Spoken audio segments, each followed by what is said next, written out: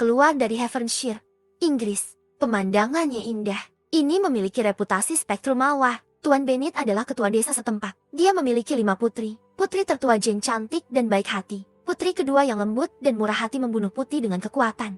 3 putri lainnya lebih rendah dalam penampilan dan temperamen. Saat gadis-gadis tumbuh dewasa, Nyonya Bennet mulai khawatir tentang pernikahan anak-anaknya. Keinginan terbesarnya adalah menikahkan kelima putrinya dengan pria kaya. Baru-baru ini seorang pemuda bernama Bingley datang ke Haverdejun. Dia adalah seorang bujangan emas. Status keluarganya kaya raya. Kudengar dia akan pergi ke pesta dansa besok malam. Gadis-gadis itu mendidih. Mereka tidak sabar untuk bertemu dengan orang kaya itu. Menurut tradisi lokal, seperti yang diharapkan dari pertemuan sosial besar, berdandan untuk gadis keterlaluan, seperti bujangan diam-diam, menantikan untuk jatuh cinta dengan orang yang Anda cintai. Tuan-tuan muda juga tertarik untuk berkenalan gadis-gadis ini, selalu siap untuk menemukan teman dansa mereka. Itu adalah pesta yang hebat, diiringi musik dan ceria. Tamu datang berpasangan untuk menari. Kemudian 3 tamu kelimai panjang memasuki pintu. Aura mereka langsung mengejutkan orang-orang di sekitar mereka.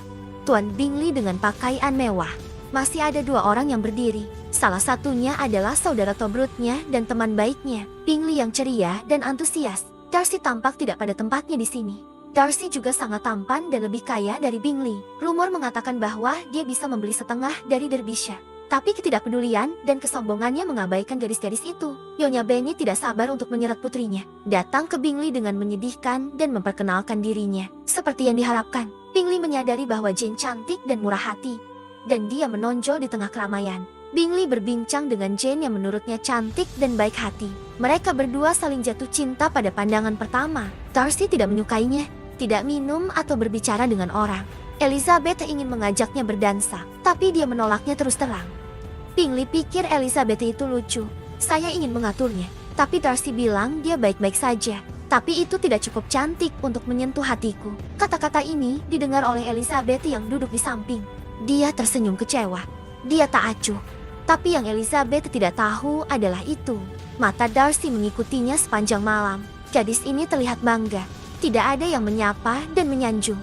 Dia seperti bunga bakung liar yang tumbuh bebas. Berbeda dengan mawar halus di rumah kaca. Darcy bilang dia tidak peduli. Tapi aku tidak bisa mengendalikan kegembiraanku. Tapi apa yang baru saja dia katakan jelas menyinggung Elizabeth.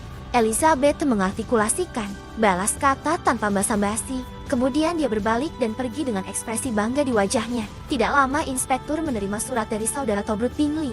Dia mengundang makan malam. Tapi sayangnya, Bingley akan keluar hari itu. Inspektur sedikit kecewa, tapi masih berencana untuk pergi ke perjamuan. Ini akan segera hujan. Tuan Bennet tidak membiarkan dia naik kereta, tapi tidak dengan ibunya. Segera keluarga menerima surat dari Jane. Kemudian ia muncul di tengah hujan. Es jatuh di rumah Bingley. Akan tinggal di sana sampai sembuh. Inilah yang diinginkan ibuku.